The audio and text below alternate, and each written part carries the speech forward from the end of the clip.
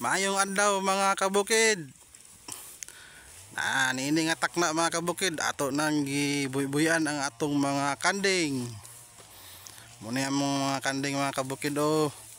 Ang uban ni ani among mga inalimahan, ang uban ani amo ng bahin.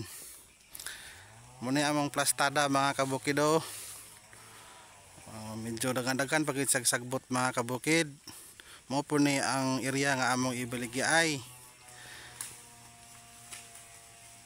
Medyo laing gid ang atong panahon mga kabukido, katiklop-tiklop ang init. Munang ato sang buy-buyan ang atong mga inilimahan nga mga kanding. Kay kaso og mag-ulan, dali ra sila hipuson og manguli ra didto sa ilang balay-balay. Og mura to siya mga kabukid.